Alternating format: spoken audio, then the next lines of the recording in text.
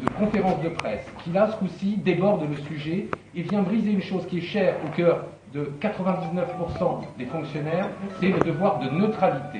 Nous avons à accompagner les personnels dans le respect de leurs différences, dans le respect des opinions, et non en les brandissant de manière exclusive, puisque ce que je vous ai évoqué tout à l'heure, c'est qu'il me semble étonnant de parler de la santé des personnels sans y associer les ressources humaines de l'assistance publique ou de ce groupe hospitalier ou de ce siège.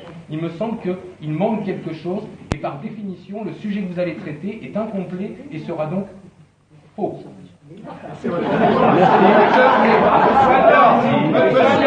parle des soignants, vous savez, monsieur le directeur, que votre représentation institutionnelle, qui s'appelle la Fédération hospitalière de France, vient de sortir un sondage très intéressant auprès des directions des ressources humaines des hôpitaux, et qui montre, et d'ailleurs ça pose un problème, en tant que médecin, on peut même dire qu'un certain nombre de directeurs des ressources humaines qui ont un certain nombre de valeurs sont dans une position schizophrénique et qui souffrent aussi, parce qu'à 92%, ils ont déclaré que leur première préoccupation en tant que directeur des ressources humaines, c'était les questions financières.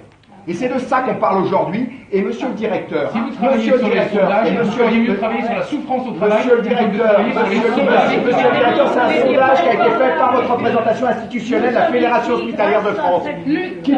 Qui plus est, aujourd'hui, nous sommes dans une institution, l'assistance publique, où il y a eu, comme en ville, chez les libéraux, toutes catégories confondues, comme il y a eu à l'hôpital, qui n'a pas été respectueux laissez-nous ici même pour défendre l'hôpital public et l'hôpital de proximité. Vous n'étiez pas encore là et c'est grâce à votre soutien, au soutien des citoyens, des élus de tous les quartiers ici, comme vous le savez, que l'Hôtel-Dieu continue debout. Et c'est ce pourquoi nous avons tout à fait, ici, les portes sont ouvertes à la démocratie, tant à l'hôpital que dans la ville. Voilà. Alors, vous l'aurez compris, quand on touche un abcès, ça fait mal.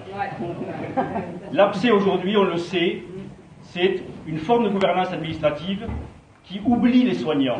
Alors même que nous sommes le cœur du fonctionnement des systèmes, nous n'avons quasi plus droit à la parole et à la décision.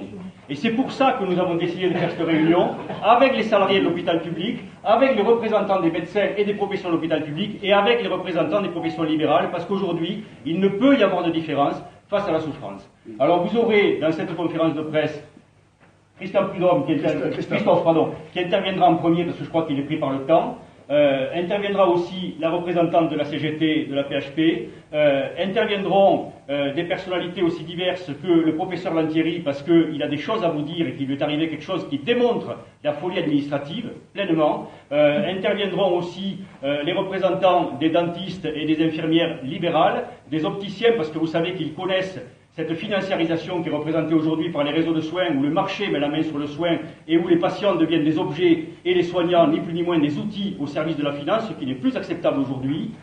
Vous aurez aussi Jean-Louis Spam qui représente l'association des petites mutuelles qui justement eux ont un esprit mutualiste et ont gardé cet esprit et ne sont pas dans cette dynamique de financiarisation. Il y aura d'autres intervenants, Frédéric Bizarre, l'économiste qui aussi interviendra sur les idées qu'il défend. Enfin voilà, on va vous en parler et on en discutera avec vous et on mettra à jour tous ces problèmes. Christophe, si tu veux. Oui, donc, comme je le disais, certains peuvent s'étonner qu'on soit côte à côte. Mais si sur un certain nombre de sujets, sur les propositions pour réformer le système, on est d'accord qu'il faut réformer le système, mais on n'a pas forcément aujourd'hui les mêmes options. Par contre, au quotidien, on vit la même chose. En tant que soignant, en tant que femme et homme, on est étouffé par la logique financière. Et quand je dis étouffé, c'est vraiment un euphémisme. Aujourd'hui, on a un management, que ce soit celui de la sécurité sociale ou celui du monde hospitalier relayé par les agences régionales de santé, qui est mortifère, avec la multiplication d'une souffrance au travail qui peut se traduire par des suicides. Et alors, donc, pour nous, en tout cas à la CGT, il n'y a pas d'un côté les bons, de l'autre côté les méchants. C'est le positionnement des uns et des autres qui est important aujourd'hui. Il y a un certain nombre de directeurs avec lesquels on discute et qui sont conscients des réalités. Il y en a d'autres non. Hein. Ils sont avant tout intéressés par le fait qu'ils puissent remplir les objectifs pour avoir une promotion, avec cette logique qui est que, en général, il reste très peu de temps en poste 3 à 4 ans maximum, ils foutent bien le bordel et après ils s'en vont. Hein, donc ça pose quand même un problème. Mais on a aussi, chez nous, le verre est dans le fruit. C'est-à-dire qu'une partie des harceleurs, parce qu'on peut parler de harcèlement, une partie des harceleurs sont des médecins qui sont passés du mauvais côté, du côté des gestionnaires, des chefs de pôle, des présidents de CME, qui aujourd'hui ont des comportements qui sont inadmissibles, qui sont condamnables, et qui devraient être condamnés parce qu'il y a eu des morts. Alors il y a un certain nombre de procès qui sont en cours.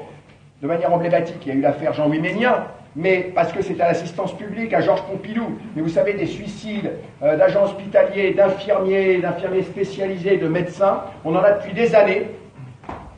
C'est la première fois où on en a autant parlé.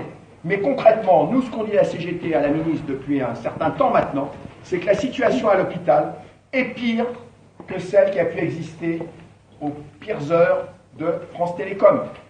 Parce qu'on en parle moins, parce qu'on a une certaine pudeur, nous les soignants. Hein, donc on ne va pas forcément tout médiatiser. Mais quand on regarde les chiffres, la situation est catastrophique. Nous sommes des femmes et des hommes dans des relations humaines avec les patients. D'abord, on ne nous donne plus les moyens de travailler avec ce facteur humain qui est essentiel. Hein, c'est le lean management pour tout le monde. On contrôle tout, les examens, le temps de consultation, le temps de soins. On minute les toilettes des aides-soignantes dans les EHPAD aujourd'hui. Hein, c'est ça la logique. C'est le toyotisme, alors qu'on est au XXIe siècle, on nous applique les méthodes de gestion du XXe siècle. Donc au moins on se retrouve là-dessus.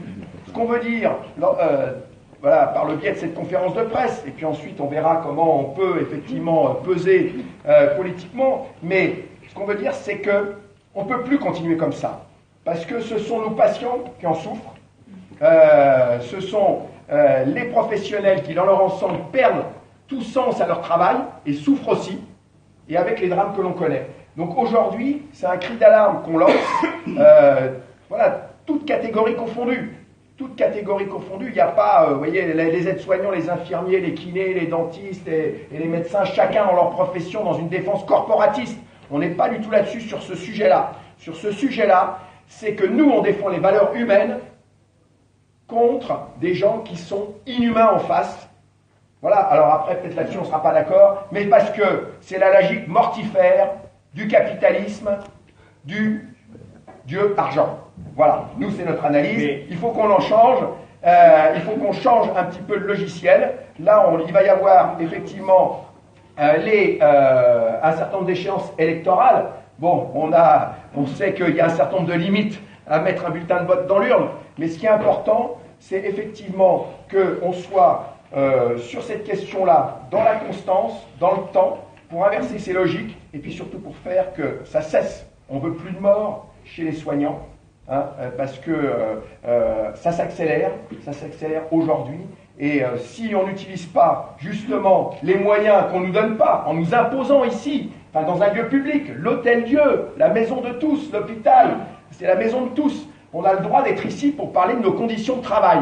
Après, si effectivement l'administration veut organiser un certain nombre d'échanges sur cette question, on est tout à fait ouvert. Aujourd'hui, on vous laisse s'exprimer de manière forte et ensemble. C'est assez emblématique qu'on soit ensemble aujourd'hui sur cette question. Voilà, donc je ne serai pas plus long. Je suis désolé, je suis obligé de partir, mais mes camarades sont là et pourront aussi donner des exemples plus précis sur la réalité à l'assistance publique et ailleurs. Mais je pense qu'on n'est qu'au début d'une bataille qu'il va falloir continuer ensemble dans les mois et les années qui viennent, parce que je pense que ça risque de prendre du temps. Je te réponds très vite. La première chose, on a voulu précisément faire ça à l'Hôtel-Dieu, parce que ce lieu est symbolique, j'en ai parlé, parce qu'il est arrivé. Vraiment symbolique d'un risque d'un gâchis administratif où on voulait fermer cet hôpital. Rappelez-vous alors même qu'il est au centre de la vie parisienne et qu'il est incontournable dans sa position. La deuxième, ça va te surprendre, je suis tout à fait d'accord avec tout ce que tu as dit. Ce que tu appelles le capitalisme, on l'appelle le marché. On ne veut pas que la médecine soit dirigée par d'autres intérêts que ceux du soin.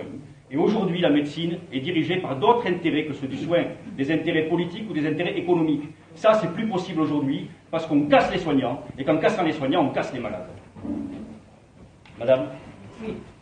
Donc, comme ça a été dit, on a voulu faire de l'hôpital, en fait, une entreprise. Vous vous rappelez, on l'avait dit dès 2008, et notre directeur général